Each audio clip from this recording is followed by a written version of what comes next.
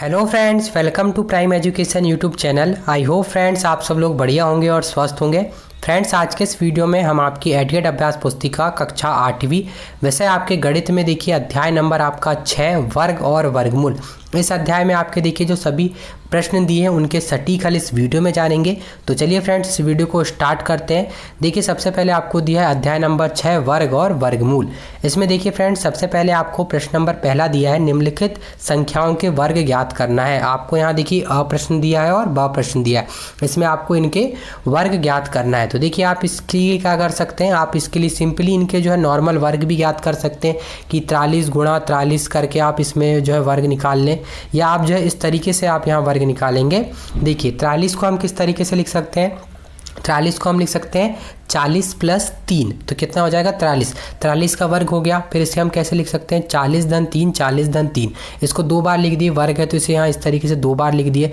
इसके बाद आपको देखिए 40 को आप क्या करेंगे, हम गुणा कर देंगे, इन दोनों का आपस में गुणा कर देंगे। तो 40 का गुणा कर देंगे इस पूरे में, तो हो जाएगा 40 गुणा 40 × 3। फिर 3 का गुणा कर देंगे, प्लस आ गया ये। फिर प्लस के बाद हम इस 3 का गुणा कर देंगे इस पूरे में, तो हो जाएगा 3 गुणा 40 × 3।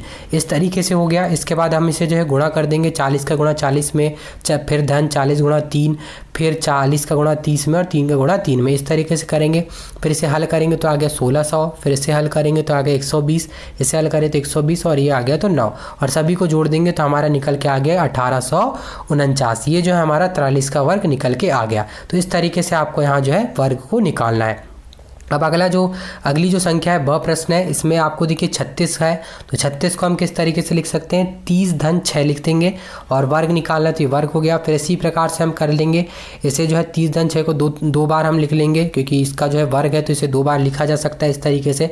फिर इसके बाद हम जो है 30 का गुणा कर देंगे इस पूरे में और 6 का गुणा कर देंगे पूरा इस तरीके से। तो ये आपका ये आ गया देखिए। इसके बाद इसे जो है हल कर देंगे, गुणा कर देंगे, तो 30 × 30 धन 30 × 6 हो जाएगा, 30 × 6 हो जाएगा और 6 × 6 हो जाएगा। इसके बाद इसे हल करेंगे तो आ गया 900। इसे हल करेंगे तो 180, इसे हल करें तो 180 और ये आ गया 36।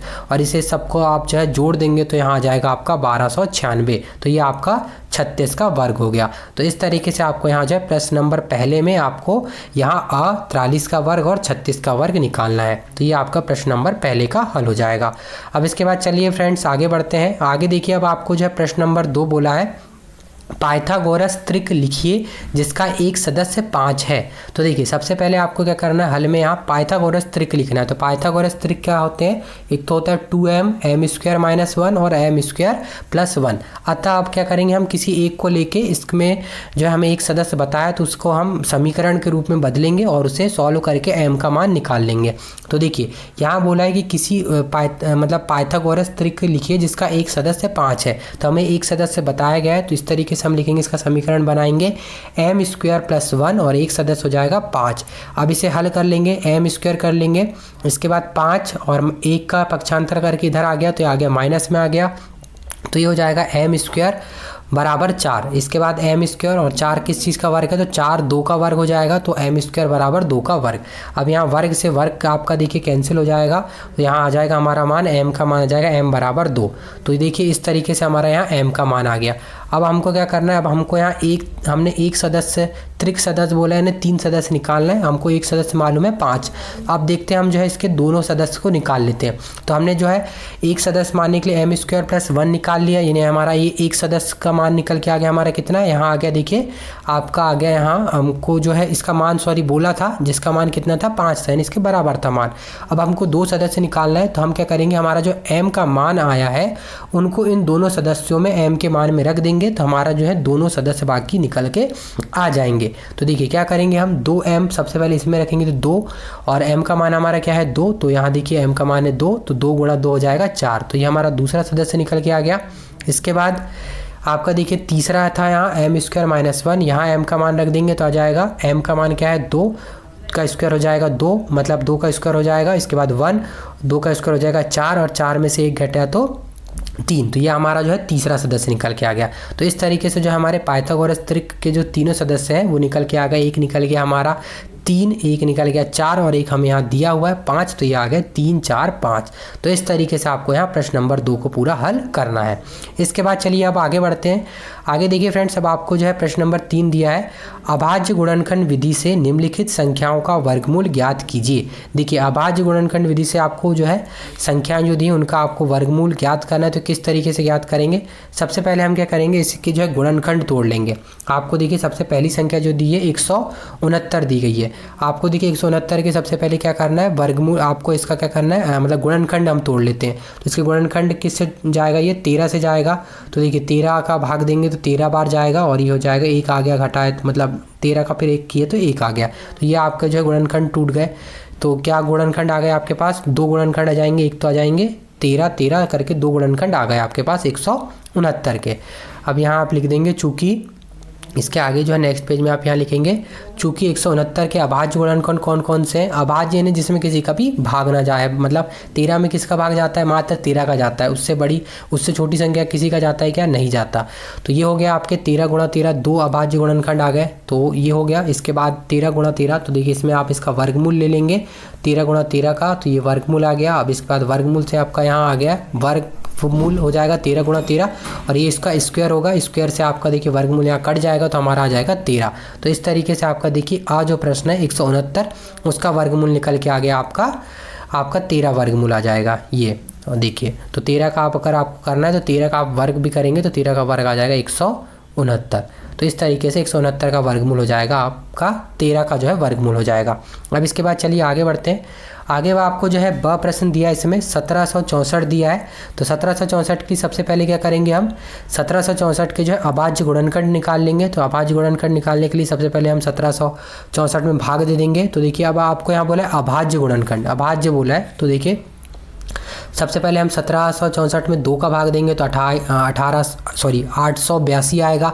इसी प्रकार से इससे जो है पूरा हम यहाँ जो है इसके गुणनखंड निकाल लेंगे। तो इसके गुणनखंड निकल के आएंगे 2 2 3 3 7 7। तो देखिए यहाँ जो है सभी के आप देखिए जोड़े बन रहे हैं। तो देखिए सबसे पहले अब इसका क्या करेंगे, हम वर्गमूल निकाल लेंगे। तो ये वर्गमूल चढ़ा दी इसमें। इसके बाद हम जो है इसमें सभी का कर देंगे। तो देखिए 2 2 के जोड़े हमारे निकल आएंगे तो ये स्क्वायर होगा, फिर उससे वर्गमूल कट जाएगा। तो हमारे यहाँ जो है 2 का जोड़ा के में 2 निकल के आ गया, 3 निकल के आ गया और 7 निकल के आ गया। और इनका हम जो है गुणा कर देंगे तो हमारा निकल के आ गया 42। तो इस तरीके से जो है 1764 जो है उसका वर्गमूल हो जाएगा, मतलब 42 हो जाएगा उसका जो हम निकाल रहे हैं क्या, वर्गमूल। देखिए यहाँ आपको बोला संख्याओं का वर्गमूल निकालना है। तो वर्गमूल किस चीज़ का वर्गमूल है, ये जो है 42 का वर्गमूल है 1764। आप चाहें तो 42 गुणा 42 करेंगे तो आपका 1764 निकल के आ जाएगा। तो इस तरीके से आपको यहाँ प्रश्न नंबर 3 को हल करना है। अब चलिए आगे बढ़ते हैं। आगे देखिए अब आपको प्रश्न नंबर 4 दिया है, घटाने की संक्रिया की विधि से 81 का वर्गमूल ज्ञात कीजिए। देखिए संक्रिया विधि से आपको जो है 81 का वर्गमूल ज्ञात करना है, घटाने की जो संक्रिया विधि है उससे। तो देखिए सबसे पहले हम क्या करेंगे, 81 में से विषम संख्या घटाने पर।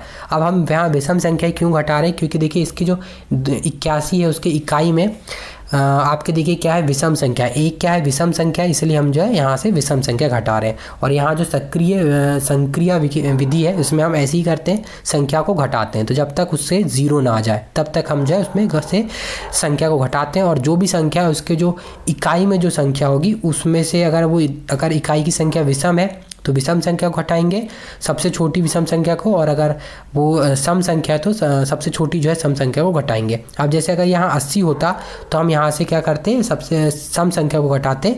जैसे 81 माइनस पहले सबसे छोटी सम संख्या क्या है, 0, फिर उससे घटाते कितने, 2, फिर घटाते 4, फिर घटाते 6। लेकिन यहाँ जो है विषम संख्या, इसलिए हम यहाँ विषम संख्या को से घटाएंगे। तो देखिए यहाँ से सबसे पहले सबसे छोटी विषम संख्या क्या है, सबसे छोटी विषम संख्या है 1। तो 81 में से 1 घटाएंगे तो 80, फिर उसमें से फिर उसके मतलब आगे वाली की विषम संख्या को घटाना है। 1 से फिर बड़ी विषम संख्या क्या है, तो 3। तो 80 माइनस 3 तो हो गया हमारा 77। फिर 77 आया, उससे अगली जो है बड़ी विषम संख्या को घटाएंगे तो अगली विषम बड़ी संख्या हो जाएगी 5। फिर इसी तरीके से हम जो है घटाते घटाते यहाँ तक हमें जो है जब तक घटाना है जब तक हमारा यहाँ 0 ना आ जाए। तो देखिए आप जैसे यहाँ से घटाएंगे, जैसे आपने यहाँ से 32 घटाया, फिर 32 में से आपको देखिए 13 के अगली जो विषम संख्या होगी 15, और 13 में से आप देखिए 15 घटाए तो 17, फिर 17 में से आपको क्या है 15 की अगली विषम संख्या है 17, 17 में 17 घटाए तो आ गया आपका 0। तो आपको जब तक घटाना है जब तक कि आपका यहाँ 0 ना आ जाए। तो ये आपका आ गया 0। तो देखिए कौन से पद में 0 आया है, तो देखिए 9वें पद पे 0 आया आपका। यहाँ देखिए ये 4 पद यहाँ है और ये पूरे ये बाकी पद है, तो 9वें पद में 0 आया। तो आप यहाँ लिखेंगे संख्या 81 में से 1 से प्रारंभ करके क्रमागत विषम संख्या घटाने पर 9वां पद 0 प्राप्त होता है, अतः 81 का जो वर्गमूल है वो आ जाएगा 9। आप चाहें तो 9 गुणा 9 भी करेंगे तो हम क्या आ जाता है 81 आ जाता है। तो इस तरीके से आप यहाँ जो है संक्रिया विधि द्वारा 81 का वर्गमूल ज्ञात कर सकते हैं। तो ये आपका देखिए पूरे प्रश्न नंबर 4 का हल हो जाएगा। अब चलिए आगे बढ़ते हैं। आगे देखिए अब आपको प्रश्न नंबर 5 बोला है, वह सबसे छोटी संख्या ज्ञात कीजिए जिसमें 2352 को गुणा करने पर यह एक पूर्ण वर्ग संख्या बन जाए। यानी इसमें हमें ऐसी संख्या ज्ञात करना है जहां इसको उस संख्या से गुणा करने पर ये पूरा पूर्ण संख्या बन जाए। तो देखिए पूर्ण वर्ग संख्या बन जाए, तो देखिए सबसे पहले क्या है 2352 का क्या करेंगे हम, सबसे पहले अभाज्य गुणनखंड कर देंगे। तो इस तरीके से हम देखिए अभाज्य गुणनखंड निकाल लिए यहाँ पूरे। तो ये हमारे पास ये पूरे अभाज्य गुणनखंड निकल के आ गए। अभाज्य गुणनखंड आ गए 2 गुणा 2 गुणा 2 गुणा 2 3 गुणा 7 गुणा 7। तो देखिए यहाँ 2 गुणा 2 का एक जोड़ा बन गया, 2 गुणा 2 का एक जोड़ा बन गया और 7 गुणा 7 का एक जो है जोड़ा बन गया। लेकिन यहाँ जो है 3 का जोड़ा नहीं बना। अगर ये 3 का जोड़ा बन जाता तो ये क्या होती हमारी मतलब पूर्ण संख्या होती, पूर्ण जो है वर्ग संख्या होती। लेकिन ये जो है 3 का जोड़ा नहीं बन रहा है, इसलिए अब क्या करेंगे हम अभाज्य गुणनखंड के अनुसार 3 के युग्म नहीं है, अतः 2352 को पूर्ण वर्ग नहीं है। अब पूर्ण वर्ग नहीं है इसलिए हम क्या करेंगे उसमें पूर्ण वर्ग करने के लिए 3 का गुणा कर देंगे तो वो पूर्ण वर्ग बन जाएगी। तो यहाँ 3 का गुणा कर देंगे, तो देखिए यहाँ 3 का गुणा करोगे तो 2352 गुणा 3 करेंगे तो आ जाएगा 7056। और 7056 जो है हमारा किस चीज़ का वर्गमूल है, 84 का वर्गमूल है। तो इस तरीके से आपको बोला था कि वह सबसे छोटी संख्या ज्ञात कीजिए जिसमें 2352 को पूर्ण करने पर वह एक जो है पर यह जो एक पूर्ण वर्ग संख्या बन जाए। तो वह पूर्ण वर्ग संख्या क्या हो जाएगी, तो वो पूर्ण वर्ग संख्या हो जाएगी 3। आप यहाँ देखिए जब 3 का गुणा किए तो आ गया 7056 और 7056 जो है पूर्ण वर्ग संख्या है किसकी, 84 की। तो इस तरीके से वो पूर्ण जो सबसे छोटी संख्या हो जाएगी वो हो जाएगी 3। तो ये इस आपका जो है प्रश्न नंबर 5 का हल हो गया। अब इसके बाद चलिए आगे बढ़ते हैं। आगे अब देखिए आपको प्रश्न नंबर 6 दिया है, वह सबसे छोटी संख्या ज्ञात कीजिए जिसमें 600 को भाग देने पर वह पूर्ण वर्ग संख्या बन जाए। अब आपको क्या बोला है, यहाँ भाग देने बोला है। तो सबसे पहले हम क्या करेंगे, जिस तरीके से सभी सवाल हमने जो है अभाज्य गुणनखंड निकाले उसी तरीके से यहाँ अभाज्य गुणनखंड निकाल देंगे। तो देखिए अभाज्य गुणनखंड निकल के आ जाएंगे 2 गुणा 2 गुणा 2 गुणा 3 गुणा 5 गुणा 5। तो यहाँ भी देखिए 2 के जोड़ा है, इसके बाद 5 का जोड़ा है। यहाँ 2 का एक जोड़ा नहीं है और 3 का एक जोड़ा नहीं है। तो देखिए 600 के अभाज्य गुणनखंड में 2 और 3 के जोड़े नहीं बन रहे हैं, इसलिए 2 गुणा 3 6 का भाग देने पर वह पूर्ण जो है वर्ग बन जाएगी। तो हम क्या करेंगे 2 गुणा 3 मैंने 6 का जो है भाग दे देंगे, तो 600 में 6 का भाग देंगे तो आ जाएगा 100। तो ये जो है आपका प्रश्न नंबर यहाँ 6 का हल हो जाएगा। यानी आपका मतलब समझ लीजिए कि सबसे जो छोटी संख्या है वो हो जाएगी यहाँ 6, जिसका भाग देने पर ये संख्या जो है पूर्ण वर्ग बन जाएगी। तो ये आपका प्रश्न नंबर 6 का हल हो जाएगा। अब इसके बाद चलिए आगे बढ़ते हैं। आगे अब देखिए अब आपको जो है प्रश्न नंबर 7 है आपका कि भागफल विधि से 529 का वर्गमूल ज्ञात कीजिए। तो देखिए भागफल विधि से आपको 529 का वर्गमूल ज्ञात करना है। तो भागफल विधि से कैसे करेंगे आप, देखिए इसके लिए देखिए सबसे पहले हम जो है आपका 529 में आप सबसे पहले बना ले भागफल के लिए। इसके बाद हम क्या करेंगे, सबसे पहले हम जो है 2 से भाग देंगे। तो देखिए सबसे पहले क्या करेंगे, यहाँ जहाँ जोड़े बनते हैं आपके इकाई से जोड़े बनते हैं, तो इकाई से जो है आपका 9 और 2 जोड़ा बन गया। इसके बाद हम जो है 5 में भाग देंगे।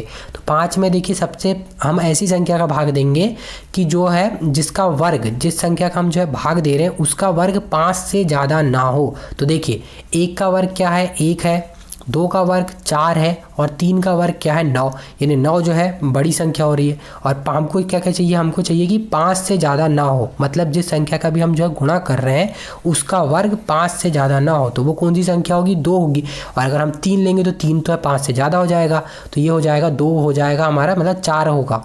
2 का वर्ग 4 हो गया तो 5 से कम है, तो आपकी जो संख्या होगी 2। तो 2 का हम जो है क्या करेंगे, भाग दे देंगे। ये जो है आपकी भागफल विधि इसी तरीके से होती है।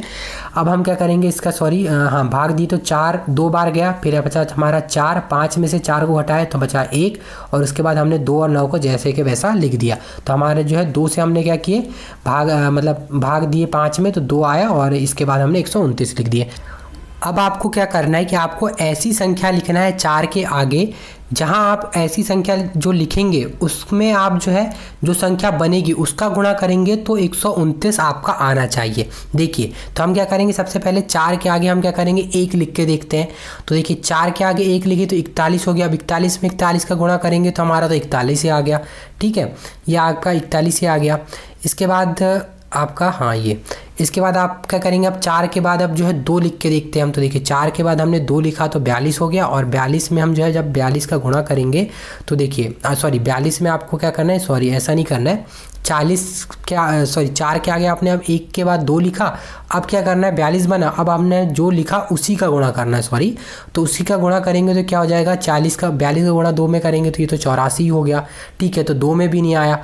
अब इसी प्रकार से हमको आगे कर करके देखते जाना है। तो देखिए 4 के बाद हम यहाँ 3 लिखेंगे, और 3 के बाद हम जो है यहाँ फिर जो है 3 का ही गुणा कर देंगे। तो 3 का गुणा करेंगे तो हमारा यहाँ आ जाएगा 129। आप यहाँ गुणा करके देख लें, 129 आ जाएगा। तो इस तरीके से आपको यहाँ देखना है, और जो भी संख्या आएगी उसके बाद उसको लिखना है। तो यहाँ आपका हो गया 43 आ गया। अब 43 में हम जो है 43 में हमने इसके का भाग दे दी तो आ गया, कितने बार गया हमारा जो है, यहाँ चले गया 0 बार, मतलब 1 बार गया, यहाँ से 3 बार गया, मतलब ये 3 बार भाग गया। इसके बाद यहाँ हमने 129 लिखे, घटाए तो आ गया 0। अब इसी प्रकार से अब क्या करना है, इसमें हम जो है 3 जो हमारा था उसको जोड़ देंगे तो ये 46 हो गया। तो हमारा जो है वो तो 46 आपका आ गया, लेकिन हमारे यहाँ भागफल निकल के आ गया है जो है 23। तो इस तरीके से आपका यहाँ 529 का जो वर्गमूल है वो हो जाएगा 23। तो यहाँ आपको इसी प्रकार से भागफल विधि द्वारा प्रश्न नंबर 7 को हल करना है, जहाँ 529 का आपका वर्गमूल निकल के आ गया 23। अब इसके बाद अब चलिए फ्रेंड्स आगे बढ़ते हैं। आगे देखिए, अब आपको प्रश्न नंबर 8 दिया है, किसी वर्गाकार पार्क का क्षेत्रफल 2025 मीटर स्क्वायर है। इस पार्क की एक किनारा या भुजा जो है आपको ज्ञात करना है। किनारा यानी भुजा। तो देखिए अब क्या करना है आपको, देखिए सबसे पहले हम जो है मान लेते हैं, यहाँ जो है आप यहाँ लिख लें, मान लें कि जो है भुजा क्या है, हम यहाँ ए मान लेते हैं भुजा को। तो देखिए किसी भी जो वर्ग है, वर्गाकार पार्क का क्षेत्रफल यानी वर्ग का क्षेत्रफल होता है भुजा का वर्ग। तो देखिए भुजा का वर्ग हो गया, यानी भुजा हमने माना ए, तो ए का वर्ग हो गया, और वर्गाकार आप यहाँ इस तरीके से लिखे, वर्गाकार क्षेत्रफल बराबर 20 मतलब 2025। इसके बाद आपका देखिए वर्गाकार पार्क का क्षेत्रफल हो गया, आपने देखिए वर्ग का क्षेत्रफल हो गया, भुजा का वर्ग, भुजा का हमने माना ए, तो ए स्क्वायर हो गया बराबर 2025। इसके बाद हम जो है यहाँ एक वर्ग वो कर देंगे, वर्ग मतलब इधर करेंगे तो हमारा ये वर्गमूल लग गया, तो हो गया 2025 वर्गमूल में आ गया ए, तो ए बराबर। अब इसके बाद क्या करेंगे हम 2025 के हम जो है गुणनखंड निकाल लेंगे। तो देखिए इस तरीके से आप यहाँ पूरे गुणनखंड निकाल लेंगे। तो देखिए यहाँ जो देखिए आप यहाँ 3 के भी जोड़े बन गया, 3 का जोड़ा बन गया, और ये 5 का जोड़ा बन गया। तो इस तरीके से यहाँ वर्गमूल को हल करेंगे। इसके बाद यहाँ जोड़े बन के जब बाहर आएंगे तो ये आ जाएगा 3 निकल के आ जाएगा यहाँ से, इस जोड़े से तो वर्गमूल हट जाएगा। इसी प्रकार से इस जोड़े से 3 निकल के आ जाएगा, और यहाँ से 5 निकल के आ जाएगा। तो ए बराबर हो जाएगा 3 गुणा 3 गुणा 5, और इसका गुणा कर देंगे आ जाएगा 45 मीटर। तो इस तरीके से किसी भी जो वर्गाकार क्षेत्रफल है, जिसका वर्गाकार पार्क है उसका क्षेत्रफल 20,000 मतलब 2025 मीटर है, उस पार्क का जो एक किनारा है उसी ने उसकी भुजा है वो हो जाएगी 45 मीटर। तो इस तरीके से आपको यहाँ पूरे प्रश्न नंबर 8 को हल कर लेना है।